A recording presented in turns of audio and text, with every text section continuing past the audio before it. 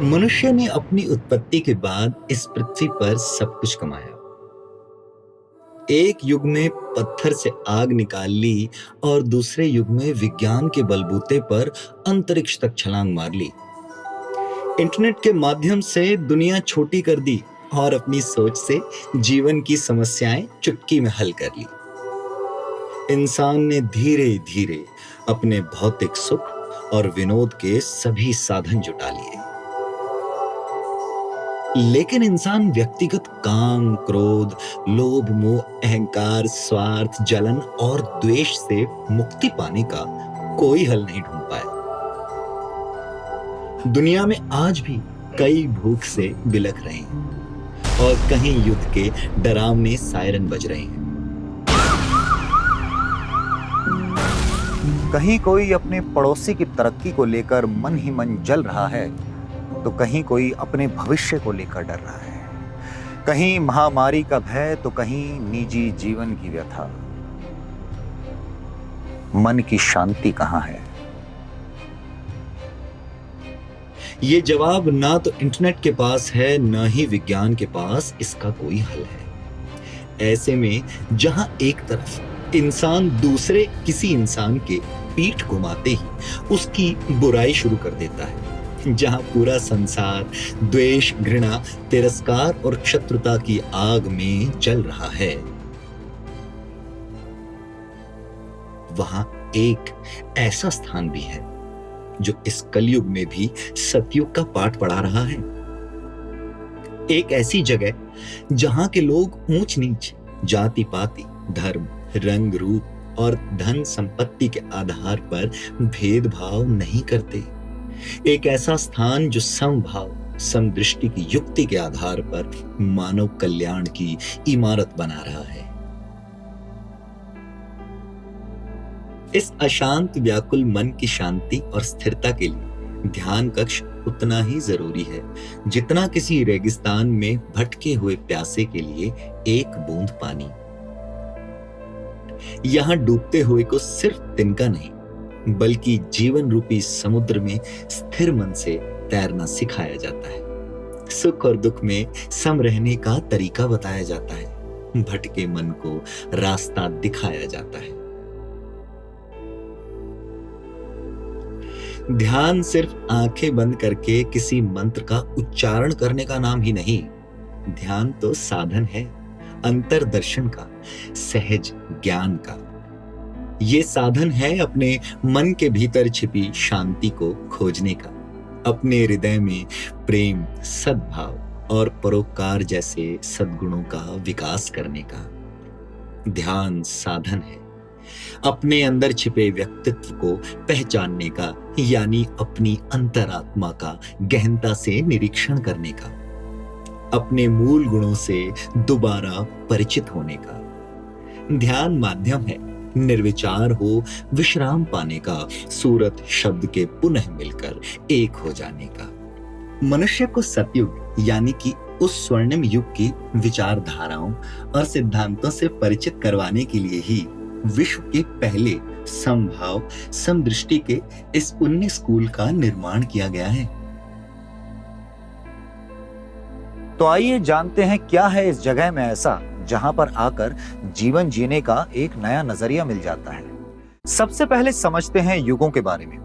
आखिर सतयुग में ऐसा क्या था जो उसे स्वर्ण युग कहा जाता था, और सतयुग से कलयुग तक आते आते मनुष्य का जीवन भ्रष्ट होता चला गया। इस काल खंड की ओर ध्यान देने से हम अपने मानव मूल्यों के इतिहास यानी अपनी आदि संस्कृति के बारे में बहुत कुछ जान और समझ सकते हैं। आप काफ़ी समय से इस भव्य संस्था से जुड़ी हुई हैं।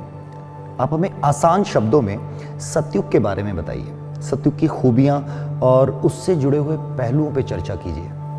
आपने बचपन में अपने पेरेंट्स से 4 युगों के बारे में तो सुना ही होगा, तो आज उन 4 युगों को थोड़ा ब्रीफ में समझाती हूँ और उसके लिए युगों की क्रोनोलॉजी को भी समझते हैं। तो 4 युगों में सबसे पहला युग है सतयुग, जिसे देवयुग, स्वर्ण युग, सत्य, धर्म और पुण्य का युग भी कहा गया है।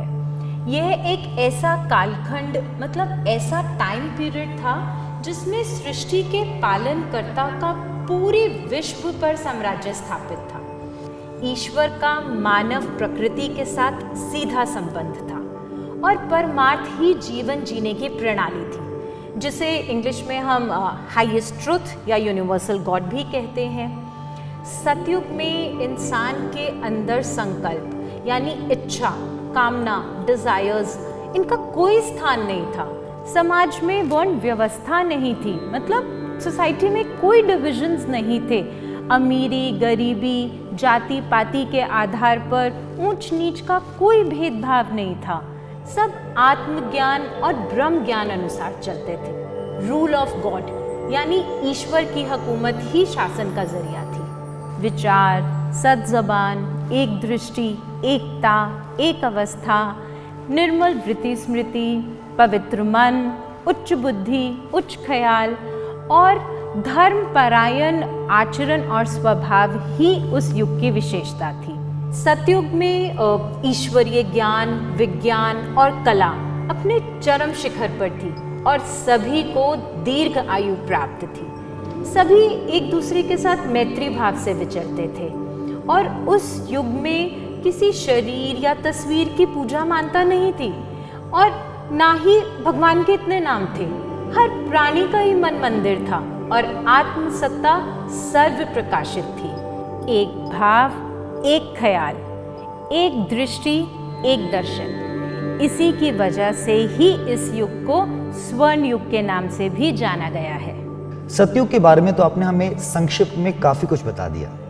युगों की क्रोनोलॉजी में अगला युग कौन सा है, इसके बारे में हमें बताइए और उसका मानव जीवन पर क्या असर पड़ा। सतयुग जैसे स्वर्ण काल के बाद आया त्रेता युग, जिसे रजत युग भी कहा गया है। इस युग में संकल्प यानी इच्छाओं और कामनाओं के पनपने के कारण इंसान के अंदर परमार्थ के साथ साथ स्वार्थी भाव भी उपजने लगे थे। यानी सेल्फिशनेस आप कह रहे हैं, जो सतयुग में नहीं थी और त्रेता युग से इंसान के अंदर आने लगी। जी हाँ, वो त्रेता युग से आरंभ हो गया और ख्याल अस्वस्थ और दृष्टि की दिव्यता लुप्त हो गई थी और समाज वर्ण व्यवस्था में बंट गया था। यानी जो वर्ण व्यवस्था, जो जाति पाति भेदभाव अंतर आज हमारे समाज में है, इसकी शुरुआत त्रेता युग में हुई थी। ये सोसाइटी की डिविजन्स जो है त्रेता से आरंभ हो गई। अमीर, गरीब, ऊंच नीच, इन सब के भेदभाव के कारण द्विभाव पैदा हो गया था, क्योंकि संभाव पकड़ से छूट गया था और कामनाओं ने इंसान के मन में अपनी जगह बना ली थी। इसीलिए नकारात्मकता यानी नेगेटिविटी, रोना, झुकना, ये सब जीवन में शामिल हो गया था। इस युग में शारीरिक मानसिक स्वस्थता भंग होनी शुरू हो गई थी। उस युग में जो भक्ति भाव था वह सेवक स्वामी वाला था। यज्ञ, तप, पूजा, पाठ, इन सब की भरमार थी। बलिदान, ये सब उस युग में बहुत प्रचलित थे। धर्म की हानि होने लगी थी और अगर हम कुल मिलाकर कहें तो इंसान मर्यादा और परमार्थ के रास्ते से दूर होता जा रहा था और स्वार्थ समाज में एक भयंकर विकार की तरह फैलना आरंभ हो गया था। आपने हमें जो त्रेता युग के बारे में बताया, इससे ये तो समझ आ गया कि एक ही युग के अंतराल में मानव के जीवन में मूलभूत परिवर्तन आ गए थे और मानव का जीवन पतन की ओर बढ़ता गया। क्या आगामी युगों में भी ये सिलसिला जारी रहा? प्लीज एनलाइटन अस अबाउट द्वापर युग। त्रेता युग के बाद आया द्वापर युग, जिसे कांस्य युग भी कहा गया है। जो स्वार्थ और ईर्ष्या युक्त भाव त्रेता युग में मानव जीवन में उपजे थे, वह इस युग में अपनी पकड़ और मजबूत बना चुके थे। संकल्प जनित इच्छाओं से त्रस्त मानव और ज्यादा परेशान और ज्यादा कमजोर हो चुका था। इसीलिए संकल्प का झुकना और इंसान का रोना बढ़ गया था। जिन कुप्रथाओं ने त्रेता युग में जन्म लिया था, वह इस युग में एक विकसित प्रणाली के रूप में उभर चुकी थी। जाति, वर्ण, बड़े छोटे के आधार पर भेदभाव, भ्रष्ट जीवन तथा और कई सामाजिक कुरीतियां व्यापक रूप से समाज में फैल चुकी थी। यानी जिस डिवीजन की बात आपने त्रेता युग में की थी, वो धीरे धीरे द्वापर तक आते आते और बड़ा हो गया था। बिल्कुल। गरीब और असहाय लोगों को अनदेखा किया जाने लगा था। इस युग में भक्ति भाव भक्त भगवान वाला था और धर्म के नाम पर पाखंड और कर्म कांड युक्त जप तप का प्रचार हो रहा था। कड़वी जबान, झूठ, असंतोष, अधीरता, छल कपट, द्विद्वेष, वैर विरोध और भटकाव के कारण मानव जीवन अज्ञान अंधकार की ओर प्रशस्त हो चुका था, क्योंकि उसकी वृत्ति, स्मृति, बुद्धि और स्वभावों की कंचनता भंग हो गई थी। वह ये भूल चुका था कि मैं कौन हूँ, मेरी असलियत क्या है और मैं किस प्रयोजन को सिद्ध करने के लिए इस दुनिया में आया हूँ। जब इंसान की ऐसी हालत हो गई तो आ गया कलयुग जिसमें आज हम सब रह रहे हैं। अब उसके बारे में ज़्यादा बताने की या कहने की क्या ज़रूरत है कि मानव के आचार व्यवहार और मन में पनपी आधार्मिक प्रवृत्ति के कारण धरती का क्या हाल हो गया है। स्वार्थ पर लालची इंसानों ने लोभवश जंगलों को काट दिया है और उससे जन्मी ग्लोबल वार्मिंग ने खुद ही उसकी अस्मिता पर एक प्रश्न उठा दिया है। आप बिल्कुल ठीक कह रही हैं। कलयुग दोहन का युग है। समाज में कमज़ोरों का शोषण, परिवार में औरतों का शोषण, ज़बान के स्वाद के लिए जानवरों का शोषण और पैसे के लालच में अपने सगे संबंधियों का शोषण। कलयुग में भौतिकवाद के चलते अधिकाधिक पैसे का बोलबाला है। धार्मिक जीवन अपनी महत्ता खो चुका है। सत्यनिष्ठा और कर्तव्य परायणता का इस युग में कोई स्थान नहीं। मंदिर, मस्जिद, समाज, गुरुद्वारे, मूर्ति पूजा, शरीरों तस्वीरों की पूजा मानता, कर्म कांडों आडंबरों की भरमार है, लेकिन फिर भी नहीं मिलता किसी साधन से इस मन को विश्राम है। अधीरता और असंतोष इस युग की पहचान है। आत्मा और परमात्मा के सत्य का ज्ञान किसी को नहीं, इसीलिए गुरु चेलों की भरमार है। जीवन का संतुलन बिगड़ गया है। नैतिक सिद्धांतों और आचरण के बीच की खाई चौड़ी हो गई है। संतोष, धैर्य, सच्चाई, धर्म, त्याग जैसे मानवीय मूल्यों से कटा आत्मविस्मृत इंसान विषय विकारों की दास्ता स्वीकार कर दानवता का पोषक हो गया है। सच तो यह है कि मानव अपनी मटीरियलिस्टिक इंस्टिंक्ट के आगे नतमस्तक हो चुका है। इसीलिए उसके जीवन में झुकना ही झुकना, रोना ही रोना है। कलयुग मानव पतन का अंतिम अध्याय। अंग्रेजी में कहते हैं कि the night is the darkest just before the dawn. मतलब सुबह होने से ठीक पहले की रात सबसे गहरी और अंधकारमय होती है।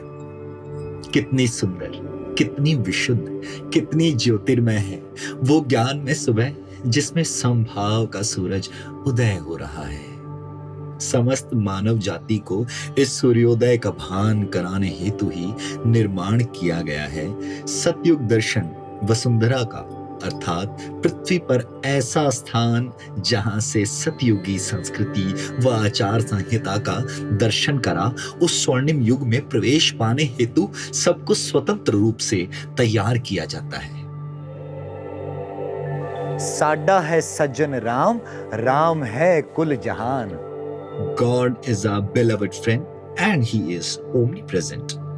यानी ईश्वर हमारा मित्र, प्रियतम, सर्वव्यापक है। अतः उसी को जानो, मानो और उसी के गुण अपनाओ। इस संस्कृति के संस्कार हैं। शब्द है गुरु, शरीर नहीं। यानी शारीरिक गुरु की पूजा मानता छोड़कर सीधा ईश्वरवाचक मूल मंत्र आद अक्षर ओम से जुड़ो और उसकी वेद विदित कुदरती वाणी को समझ उसकी शिक्षाओं में अपनी श्रद्धा बढ़ाओ। इस संस्कृति की तालीम है। इस तालीम अनुसार ही हर प्रकार के भेदभाव से रहित होकर सबकी सांझी इस वसुंधरा के द्वार पर लिखा गया है। हे सतयुग दर्शन वसुंधरा, ये सृष्टि तेरे अर्पण है। हर ज्ञानी और अज्ञानी का सत्य स्वरूप तू दर्पण है। इस वसुंधरा में प्रवेश करते ही ऐसे सुखद सजीव वातावरण का अनुभव होता है जैसे निराश मन में आशा के दीप जल गए हों, जैसे शांति की तलाश में भटकते पथिक को मंजिल मिल गई हो, जैसे अंधकार में भटकते राही को प्रकाश की किरण दिख गई हो। जी हाँ, जैसे ही आप इस वसुंधरा में प्रवेश करते हैं तो आपको दिखते हैं सतयुगी संस्कृति के आधारभूत गुणों को दर्शाते 7 द्वार। संतोष, धैर्य, सच्चाई, धर्म, सम, निष्काम और परोपकार। ये सातों ही द्वार एक मानव को किसी बात की इच्छा, चिंता या शिकायत ना करते हुए वह हर अच्छी बुरी परिस्थिति में अपने मन चित्त को समान स्थिर रखते हुए सदा प्रसन्न चित्त बने रहने के लिए तो प्रेरित करते ही हैं, साथ ही अपने यथार्थ सत्य स्वरूप का बोध कर मानव धर्म का निष्कामता से, सर्वहित के निमित्त समता से पालन करने की शिक्षा भी देते हैं। पहला द्वार है संतोष द्वार, जो ये शिक्षा देता है कि हर हालत में साग को कड़ा समझो, यानी जितना तुम्हें उस ईश्वर से मिला है उसी में अपनी शांति ढूंढो। बेवजह की कामनाएं, लालच और दूसरों से किया कंपैरिजन व्यर्थ है। दूसरा द्वार है धैर्य द्वार, जो हर मानव को कहता है कि संकट, बाधा, कठिनाई या विपत्ति आने पर भी मन को चंचलता से रहित, अहंकार शून्य, सहज मानसिक स्थिति में साधे रखो, यानी दुख में घबराओ नहीं और सुख में अति हर्षाओ नहीं। तीसरा द्वार है सच्चाई, Away from the frivolous and flamboyant lifestyle। यथार्थ कहता है कि मैं हकीकत में शरीर नहीं, आत्मा हूँ। इसीलिए इस आत्मिक भाव को धारण कर मन, वचन, कर्म से सत्य का पालन करो। यही सच्चाई का ये द्वार सबको समझा रहा है। चौथा द्वार है धर्म। इस धरती पर मानव रूप में उत्पन्न होने के नाते हमारा सर्वोच्च धर्म है मानवता। अतः सर्वत्र प्रेम व शांति का प्रसार करने हेतु धर्म विभेद, कटुता व शत्रुता की भावना से ऊपर उठकर आपसी भाईचारे, सौहार्द और एकता की भावना से ओतप्रोत होकर एक मानव के लिए जो करने योग्य कर्म है अपना धर्म समझकर उनका पूरी निष्ठा से पालन करो। यही ये द्वार कहता है कि ना बुरा सोचो, ना बुरा बोलो व ना ही किसी का बुरा करो। पांचवा द्वार है सम। ये द्वार हमें याद दिलाता है कि ईश्वर सम है, वह सम ही ईश्वर है। अतः ईश्वर सर्वव्यापक है। इस सत्य को अपने ख्याल व दृष्टि में ठहराओ व फिर सबको एक नजर से देखते हुए सबसे एक जैसा व्यवहार करो। छठा द्वार है निष्काम। जरा सोचिए, अगर जीवन में सब कार्य फल की इच्छा किए बगैर किए जाएं तो क्या होगा। निश्चित रूप से ऐसा करने से सेल्फिशनेस यानी स्वार्थ की भावना से छुटकारा होगा, वह हमारा मन शुद्ध चित्त व शांत होगा। तो ये द्वार हमें यही सिखाता है ताकि हम जो इस जगत में करने आए हैं उस मोक्ष की हमें प्राप्ति हो। सातवां और आखिरी द्वार है परोपकार। संतोष, धैर्य, सच्चाई, धर्म, सम, निष्काम के बाद आता है सातवां द्वार परोपकार। ये द्वार हमें दूसरों के हित या कल्याण के निमित्त अपने हित का त्याग करने की प्रेरणा देता है ताकि इस धरती पर सब व्यक्तिगत हितों के लिए लड़ना छोड़कर सबका भला करें, आपस में एकता व आनंद से खुशहाल जीवन जिएं। यही तो है सतयुग के गुण व परमार्थ की तरफ इंसान के बढ़ते कदम। इन गुणों को कैसे अपने जीवन में धारण करना है, कैसे इनका व्यवहार करने में कुशल बने, अंतर्निहित शक्तियों को पहचानना है और अपने यथार्थ ज्ञानमय प्रकाशमय स्वरूप का बोध कर सतयुग में प्रवेश पाना है। इस सब की युक्ति संगत शिक्षा दी जाती है ध्यान कक्ष में। You enter and you see the grand entry, और वहाँ पे हर तरीके की चीज़ है। मतलब आप स्टार्ट करोगे, you see the arches, there are 7 gates and हर चीज़ एक सिंबॉलिक चीज़ है। Like it's not that it's just built here कि एक चीज़ यहाँ पे एक पत्थर लगा दिया या कुछ भी एक ऐसी चीज़ है। Everything has a symbolic meaning behind it. ध्यान कक्ष क्योंकि संभा समदृष्टि का स्कूल है, school of equanimity and even sightedness, ये दुनिया का अपने आप में पहला स्कूल है जिसमें इस तरह की पढ़ाई कराई जाती है। तो इसका सबसे बड़ा जो फायदा ये है कि आप सबके अंदर उस ईश्वर को देखते हो, आभास करते हो, और उसी भाव के साथ जब इस दुनिया में विचरते हो, इस संसार में विचरते हो, तो आपका जो नज़रिया होता है वो एक पॉजिटिव होता है हमेशा। तो आपके अंदर एक ऐसा भाव रहता है कि सब इंसान हैं, उनके साथ आपको इस तरह से विचरना है कि प्यार और एकता बनी रहे। ऑल ओवर बहुत ही नेगेटिविटी का एनवायरनमेंट है, जैसे बीट स्कूल, छोटे से छोटे स्टूडेंट हो या कोई भी ऑफिसेज हो, हर जगह बहुत ही नेगेटिविटी का एनवायरनमेंट है। तो यहाँ से ना जो हमें ज्ञान मिलता है, मतलब बेसिकली यहाँ से जो हमें आत्मिक ज्ञान मिलता है, वो एक हमारा प्रोटेक्टिव शील्ड की तरह काम करता है कि हम लोग उस नेगेटिविटी हमें छू भी नहीं पाती है। My husband also works somewhere and even I work. So when he comes back or when he is free from the office, he is very frustrated and all he has is complaints from the office. आज ये हुआ, आज वो हुआ. And me, when I come back from my office, I don't discuss office.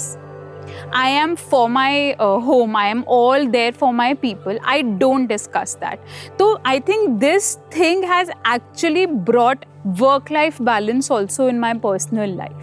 और अगर हम इन values को अपनाते हैं तो हमारे साथ लोग जुड़ते हैं, उन्हें अच्छा लगता है कि आप हर टाइम पॉजिटिव रहते हो, आप हर टाइम स्माइल करते हो। How is that possible? What is the key? So ये चीज़ें जो हैं हमें यहाँ ध्यान कक्ष से मिली हैं। So as a homemaker, as a mother, मेरी ये रिस्पॉन्सिबिलिटी है along with my family, along with my husband, कि मैं अपने बच्चों को वो वैल्यूज़ इम्पार्ट कर सकूँ। सो ध्यान कक्ष वो ऐसी प्लेस है जहाँ पर हम उन्हें ये वैल्यूज़ दे सकते हैं कि शब्द है गुरु, शरीर नहीं है। हमें किसी भी शरीरधारी को नहीं अपनाना है, क्योंकि अगर हम शरीरधारी को अपनाएंगे तो हम उसके गुण अपनाएंगे, बट अगर हम शब्द को गुरु मानेंगे तो हम ईश्वरीय गुण अपनाएंगे। ध्यान कक्ष की नींव 1 फरवरी 1998 को रखी गई थी। इसका सार्वजनिक रूप से उद्घाटन दिनांक 26 जनवरी 2014 को किया गया और दिनांक 8 अप्रैल 2014 से इस ध्यान कक्ष में समभाव समदृष्टि की युक्ति अनुसार सजन भाव की पढ़ाई आरंभ करा दी गई, ताकि कलयुग मानव हृदय सुशोभित अपनी अंतर आत्मा का सुबोध करने में सक्षम हो, यथार्थता अनुरूप जीवन जीने के योग्य बन सकें और सतयुग में प्रवेश कर सकें। जैसा कि आप जानते हैं कि हर इंसान के लिए 3 चीज़ें बहुत ज़रूरी हैं। एक उसकी फिजिकल हेल्थ, एक मेंटल हेल्थ और एक स्पिरिचुअल हेल्थ। और जो ट्रस्ट है, सतयुग दर्शन ट्रस्ट जो इवेंट्स करता है, वो उसका उद्देश्य ही ट्रस्ट का यही है कि to alleviate human sufferings physically, mentally and spiritually. हम सबको ऐसी जगहों से ज़रूर कनेक्ट होना चाहिए, और जो यहाँ का ऑब्जेक्टिव है इस वर्ल्ड में सतयुग लाने का, वो तभी आएगा जब यहाँ पर अच्छे लोगों की संख्या बढ़ेगी। जब मैं अकेले होकर बैठती हूँ और जब मैं ये सोचती हूँ कि Shivomana, are you fighting for the right thing, are you doing the right thing in your life, तब मुझे यहाँ की टीचिंग्स बहुत काम आती हैं और फिर वो मुझे वापस जो मेरा रियल सेल्फ है उससे कनेक्टेड रखती हैं, तो मैं नहीं परेशान होती। ये सुंदर और विराट ध्यान कक्ष, जिसे एकता का प्रतीक, सतयुग की पहचान और मानवता के स्वाभिमान के रूप में जाना गया है, सिर्फ अपनी शिल्प और कला की दृष्टि से ही अद्भुत नहीं, बल्कि यहाँ की हर एक सुंदर शिल्प कृति के पीछे एक कुदरती विचार और विज्ञान छिपा हुआ है। इस रहस्य को जानने के लिए आप ध्यान कक्ष को भौतिक ज्ञान से भिन्न आत्मा का ज्ञान प्रदान करने वाले समभाव समदृष्टि के स्कूल के रूप में देखिए। किताबी ज्ञान तो हर एक स्कूल सिखाता है, लेकिन आत्मा परमात्मा का ज्ञान देने वाला व मानव को मानवता अनुरूप जीवन जीने की कला सिखाने वाला ये स्कूल अपने आप में पहला व अनूठा है और सबका साझा है। हैरानी की बात तो यह है कि यहाँ प्रवेश पाने के लिए कोई शुल्क नहीं है। यहाँ बिना किसी भेदभाव के, यानी जाति पाति, रंग रूप, अमीरी गरीबी, बड़ छोट, हर आयु वर्ग के सदस्य को समभाव समदृष्टि की युक्ति के अनुरूप आत्मिक ज्ञान प्रदान किया जाता है। आत्मिक ज्ञान प्राप्त करने के लिए अपने मन को हर परिस्थिति में समभाव, यानी सुख दुख, रोग शोक, मान अपमान, अमीरी गरीबी में एक रस होना और चराचर जगत को जात पात के भेद से रहित होकर एक रूपता से देखना जरूरी है। इसीलिए इस स्कूल में समभाव समदृष्टि को अपनाने पर बल देते हुए आपस में एकात्मा यानी भाईचारे व मित्रता से विचरने के लिए आह्वान दिया जाता है।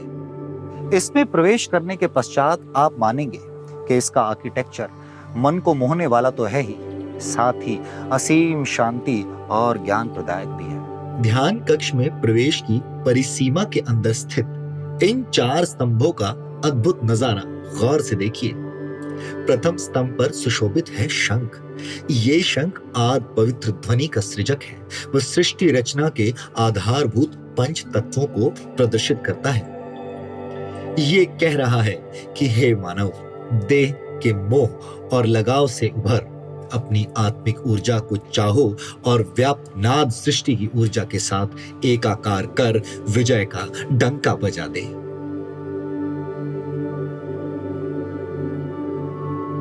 द्वितीय स्तंभ पर सुशोभित है चक्र। चक्र जगत कल्याण और सत्य स्थापना हेतु भले मानवों की सुरक्षा का माध्यम तो है ही, साथ ही इसकी कांति दीप्ति व ज्ञानोदय का प्रतीक भी है। ये आसुरी वृत्ति का नाश कर जीवन में निष्कामता, सजन भाव, समभाव, समदृष्टि और विचार की महत्ता को प्रदर्शित कर रहा है और हर मानव को संदेश दे रहा है कि हे मानव, विचार द्वारा अपने भीतर अज्ञान अंधकार में छिपे काम, क्रोध, लोभ, मोह, अहंकार रूपी शत्रुओं का नाश कर पुनः ज्ञान का उजियारा फैला। तृतीय स्तंभ पर सुशोभित है गदा, जो शांति शक्ति का प्रतीक है। ये धारक को तीनों तापों, 5 विकारों तथा मौत के भय से सुरक्षित रखती है तथा उसकी शारीरिक, मानसिक व आध्यात्मिक समर्थता को दर्शाती है। ये संदेश देती है कि हे मानव, संतोष, धैर्य, सच्चाई, धर्म व सम अवस्था को धारण कर हृदय में शांति स्थापित कर और विश्राम अवस्था को पा जाओ। चतुर्थ स्तंभ पर सुशोभित है पद्म, जो धर्मसार और मुक्ति का प्रतीक है तथा पवित्रता और सुंदरता की अद्वितीय मिसाल है एवं संकल्प स्वच्छ, दृष्टि कंचन, जिह्वा स्वतंत्र, एक दृष्टि, एक दर्शन व ब्रह्म की महत्ता को दर्शाता है।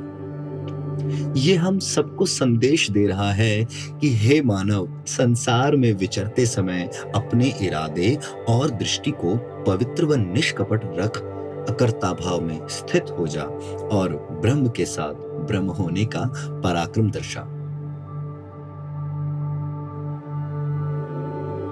ऊपर देखिए आज ज्योति, जिसके नीचे स्थित है शंख, चक्र, गदा, पद्म, जो कि आत्मिक शक्ति के रूप में आत्मा में स्थित परमात्मा के दर्शन करा रहा है। साथ ही आप जो ये 5 कर्व देख रहे हैं, ये इंद्रियां हैं।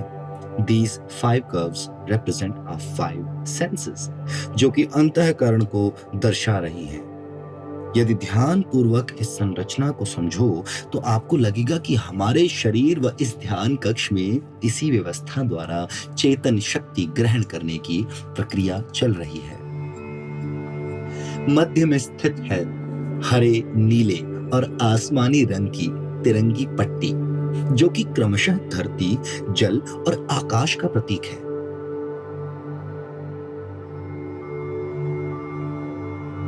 यह है ध्यान कक्ष का मुख्य द्वार, जो आत्मिक ज्ञान प्रदान करने वाले इस समभाव, समदृष्टि के स्कूल में आपका स्वागत करते हुए कह रहा है, आओ जी, जी आया नु। यह अपने आप में स्वागत करने की एक ऐसी विचार पद्धति है जो कि आत्मिक ज्ञान और मानसिक शांति के पथ पर ले जाने वाली है। सो इस पथ पर चलने से पहले अपना शीश अर्पण करने के लिए तत्पर हो जाइए। यानी अपने अहंकार, श्रेष्ठ होने के अभिमान, मान अपमान, इच्छा अनिच्छा, यानी अपनी ego, selfishness, self centred behaviour को त्याग कर उस परम शक्ति के हुक्म के आगे पूरी तरह से नतमस्तक हो जाना। ये वास्तव में निर्मल मन के साथ ईश्वर के आगे आत्मा का समर्पण है, जो कि एक नेक इंसान बनने हेतु बहुत ही शुभ शुरुआत है।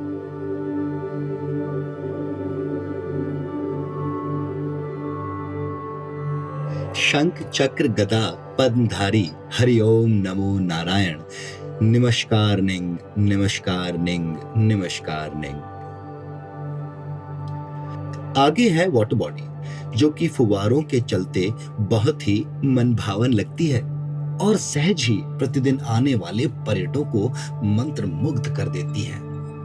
ये वाटर बॉडी अपने आप में मायावी संसार समुद्र को दर्शाती है और जनाती है कि जो भी इस संसार को दुखमय जान उसमें उलझता या फंसता नहीं, वो पराक्रमी ही संसार रूपी सागर को पार कर मोक्ष प्राप्त कर पाता है। इसके विपरीत जो इस संसार की सुंदरता की ओर आकर्षित हो भोग विलास में फंस जाता है, वो बार बार जन्म ग्रहण कर नाना प्रकार के दुख भोगता रहता है। अब आप देखेंगे तो आपको नजर आएंगे पृथ्वी, जल, अग्नि, वायु और आकाश, ये 5 तत्व जो स्पष्ट करते हैं कि 5 तत्वों से निर्मित ये मानव शरीर नश्वर होते हुए भी अंतर्निहित ज्योति स्वरूप पार ब्रह्म परमेश्वर का वास होने के कारण उसकी ब्रह्म सत्ता द्वारा इस जगत में कुछ भी कर दिखाने व प्रदान करने की सामर्थ्य रखता है। अब सामने की 4 दीवारी पर इलाही व पातशाही गुला नारी रंग को देखिए। धुर से आया हुआ ये रंग चारों वर्णों ब्राह्मण, क्षत्रिय, शूद्र और वैश्य को आवाहन देते हुए कह रहा है कि रंग रूप के भेद से ऊपर उठकर एक ही ईश्वरीय रंग में रंग जाओ और एक भाव होकर जगत का कल्याण करो। आइए अब ध्यान कक्ष के भीतर सबसे पहले भूमिगत कक्ष में चलते हैं। ये भूमिगत कक्ष संभाव समदृष्टि का स्कूल है व यहाँ पर आत्मज्ञान की पढ़ाई कराई जाती है। ध्यान कक्ष का भूतल सरगुण द्वार है, यानी गुणों से युक्त ब्रह्म के साकार स्वरूप को प्रदर्शित करता है। इस सरगुण के मध्य में स्थित है शांति शक्ति का प्रतीक गदा। इसके सम्मुख खड़े होकर श्रद्धालु अपने मन को शांतिदाता परमेश्वर की ओर उन्मुख कर बोलते हैं, हमें शांति दो, हमें शक्ति दो, हमें शांति दो, हमें शक्ति दो।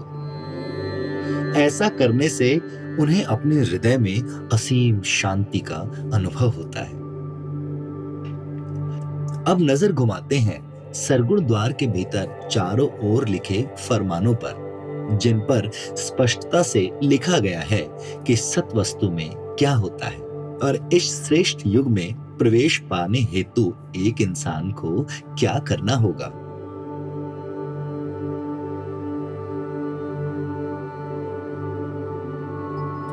अब बढ़ते हैं ऊपर की ओर। ये एकता का प्रतीक चिन्ह एक मानव की अंतर्निहित शक्तियों और उन्हीं अनुरूप अपनाने योग्य भाव स्वभावों को दर्शाता है। लीजिए हम पहुंच गए ध्यान कक्ष के निर्गुण कक्ष यानी 12 दरी में। निर्गुण का अर्थ है गुण, नाम, विशेषता व रूप रंग रेखा से रहित निराकार ब्रह्म। जिस प्रकार निर्गुण में नितांत ही एकांत व प्रकाश ही प्रकाश होता है, उसी प्रकार का वातावरण यहाँ प्रतीत हो रहा है। यहाँ मध्य में प्रकाशित है ज्योति। ये ज्योति ध्यान कक्ष के सर्वोच्च शिखर पर प्रकाशित आद ज्योत का प्रतिबिंब है तथा इसके आगे खड़े होकर भक्तजन बोलते हैं, ज्योति स्वरूप है अपना आप, हम तो हैं ओ ही प्रकाश। यानी ये ज्योति अपने भीतर बसे असली प्रकाश का दर्शन कराती है।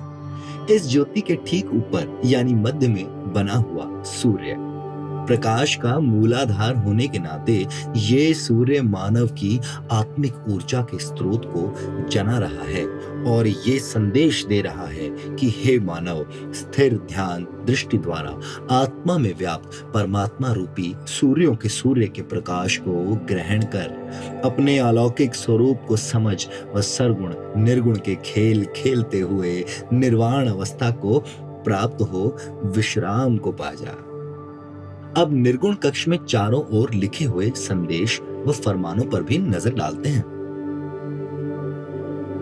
ये संदेश व फरमान एक मानव के असलियत ब्रह्म स्वरूप के विषय में स्पष्टता दे, उसे ब्रह्म भाव अपनाकर ईश्वर है अपना आप प्रकाश, ईश्वर है जे अज पाजा के सत्य पर खड़ा होने का संदेश दे रहे हैं।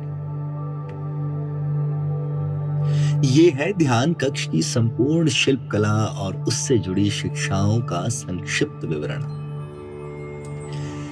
यकीन मानो कि जो भी इस ध्यान कक्ष में आता है और इसकी शिल्प कला के पीछे छिपे रहस्य व प्रदान किए जा रहे आत्मिक ज्ञान का बोध कर अपना यथार्थ जान जाता है, वो निश्चल व शांत हो जाता है और उसके अंदर सूर्यों के सूर्य परमेश्वर की ज्योत में अस्त हो, यानी रूप रंग रेखा से रहित हो, अपने सच्चे घर परम धाम में पुनः प्रवेश कर मोक्ष पाने की इच्छा जागृत हो जाती है। आप भी सजनों जीवन के इस यथार्थ सत्य को समझ अखंड शांति व विश्राम पाने हेतु इस स्कूल में पढ़ाई जा रही समभाव समदृष्टि की युक्ति अपनाओ और सजन भाव का व्यवहार कर एक अच्छे मानव बन मोक्ष के अधिकारी बन अपना जीवन सफल बनाओ।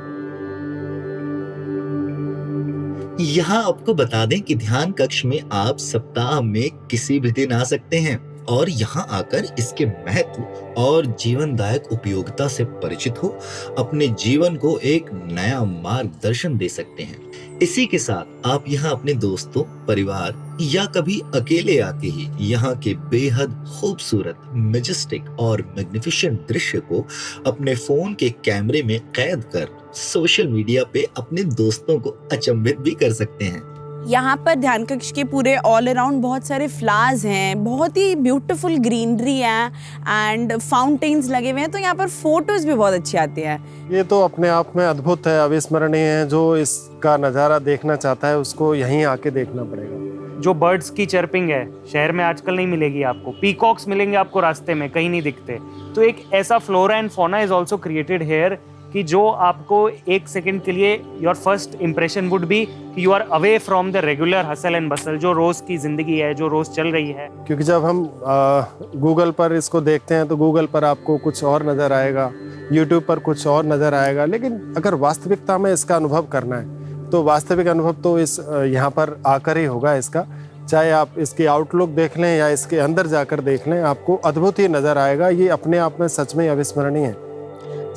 ध्यान कक्ष एक तो आर्किटेक्चरली बहुत ब्यूटीफुल है, प्लस एक होता है कि आपको एक लाइफ में एक पॉजिटिव डायरेक्शन चाहिए होती है। आजकल का जो एनवायरनमेंट है काफ़ी नेगेटिव है, you are surrounded by such people, but अपने आप में पॉजिटिव रहना जो है बहुत ही ज़्यादा क्रूशल है आजकल के टाइम में। जो एक पॉजिटिविटी है जीवन में, क्योंकि आप जब एक भाव से विचरते हैं तो आपके अंदर किसी के लिए कोई फर्क नहीं होता। ध्यान कक्ष मुझे अपनी लाइफ को कैसे पॉजिटिविटी के साथ आगे बढ़ाना है वो एक कहते हैं ना, वो राह दिखाता है, वो डायरेक्शन दिखाता है। तो उस भाव से जब विचरते हैं तो सब आपके सहयोग करते हैं, आपके साथ जुड़ जाते हैं। तो जब आपके साथ सब सहयोग कर रहे होते हैं तो जीवन में बड़ी से बड़ी बाधा भी जो होती है उसको आप पार कर जाते हैं। मैं जो अपनी सक्सेस मेरे को मिली है, मैं इस ऑर्गेनाइजेशन की वैल्यूज को उसको एट्रीब्यूट करता हूँ। जो कॉर्पोरेट सक्सेस मिलती है वो एक परफॉर्मेंस तो एक वन पार्ट है, इट्स अ गिवन, लेकिन जो मेन सक्सेस मिलती है is based on corporate values.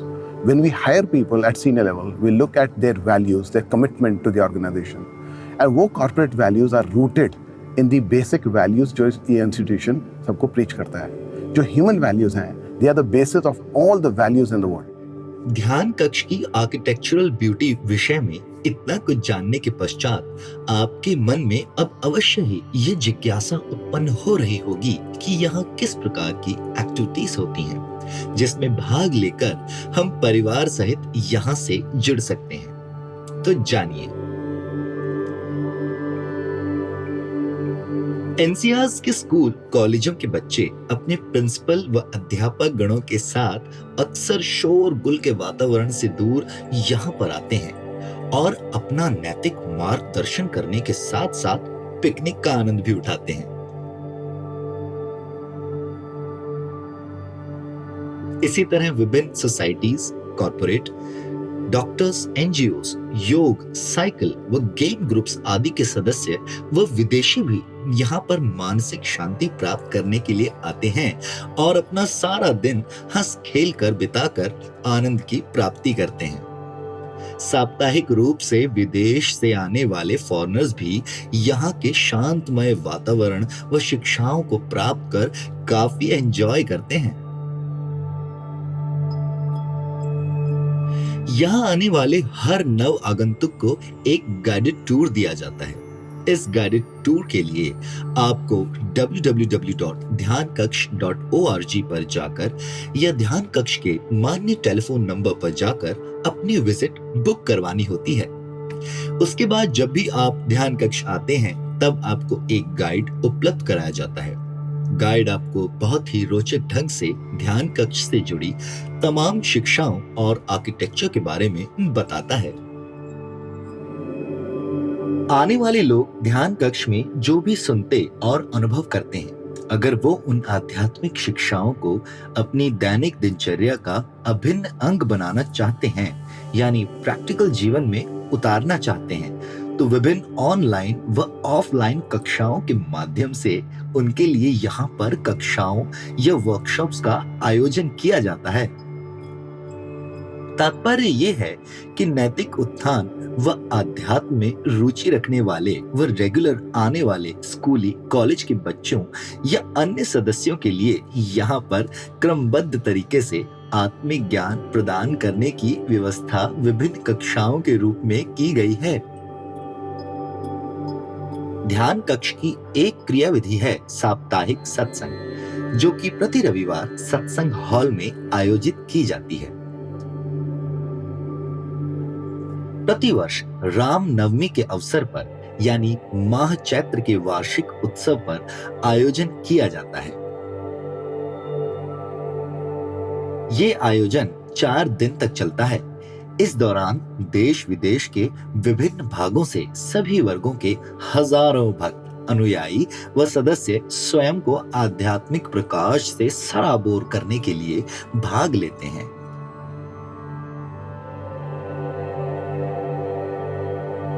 देश के भटके हुए बाल युवा वर्ग को बुराई से अच्छाई की ओर ले जाने के लिए वार्षिक रूप से अंतरराष्ट्रीय स्तर पर मानवता ओलंपियाड का आयोजन किया जाता है। देश विदेश के लाखों विद्यार्थी बड़ी उत्सुकता से इस परीक्षा में भाग ले चरित्रवान बनने का संकल्प लेते हैं। 4-5 सालों से भी ज्यादा से हम ह्यूमैनिटी ओलंपियाड कराते हैं। The questions that were asked in the Olympiad are completely surrounded by the virtues and the basic virtues, but all the utmost important virtues of a human life, such as discipline and truthfulness and righteousness. प्रति वर्ष 3 या 4 दिन के लिए humanity fest का आयोजन किया जाता है। इस फेस्ट के अंतर्गत विभिन्न गतिविधियों यथा योग, आध्यात्मिक चर्चा, मेडिटेशन सेशंस, खेलों, नाटकों, सांस्कृतिक कार्यक्रमों के माध्यम से लोगों को शारीरिक, मानसिक व आध्यात्मिक स्वस्थता, सामाजिक शिष्टाचार, अनुशासन, जीवन व्यवहार कला आदि में निपुण होने का पाठ पढ़ाया जाता है। प्रतिवर्ष 7 सितंबर को समभाव दिवस के रूप में मनाया जाता है। इस कार्यक्रम में देश विदेश से हजारों की संख्या में प्रबुद्ध जन जैसे industrialist, educationist, socialist, principles, teacher और स्टूडेंट आदि भाग लेते हैं। वह इसी दिन ह्यूमैनिटी ओलंपियाड के विनर्स को पुरस्कृत भी किया जाता है। जन सामान्य को शारीरिक मानसिक तंदुरुस्ती प्रदान करने के साथ साथ योग की महत्ता से परिचित कराने के लिए ध्यान कक्ष में भी पूरे उत्साह, उल्लास और स्फूर्ति से योग दिवस मनाया जाता है।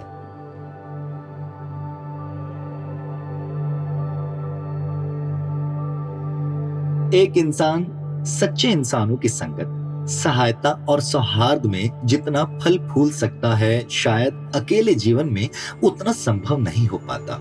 इसी तथ्य को दृष्टिगत रखते हुए ध्यान कक्ष में भी पूरे साल कोई ना कोई आयोजन चलता रहता है।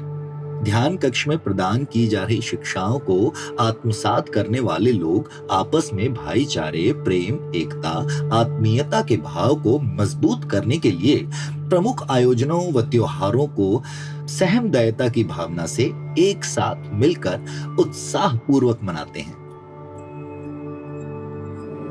सभी इवेंट्स का जो मकसद सिर्फ एक ही है कि हर इंसान इंसानियत के मूल्यों के साथ जुड़े, ह्यूमन वैल्यूज के साथ जुड़े। आप सबकी जानकारी हेतु सात्विक भोजन की भी यहाँ सुंदर व्यवस्था है। इसके लिए यहाँ पर शुद्ध शाकाहारी भोजनालय व स्मॉल कैंटीन है। भोजनालय में खाने की व्यवस्था बुकिंग के आधार पर ही उपलब्ध कराई जाती है व कैंटीन में आप कभी भी जा सकते हैं। हम तो यही कहेंगे कि कुदरत के शांत, सुंदर और साफ सुथरे वातावरण में निर्मित ये विशाल गुंबदाकार समभाव समदृष्टि का स्कूल अपने आप में ही देखते बनता है। इसीलिए ये हरियाणा के प्रमुख पर्यटक स्थलों की सूची में भी आ गया है। अतः आप भी यहाँ आइए और अपने जीवन को एक नवीन दर्शन देकर अपना भाग्य जगाइए।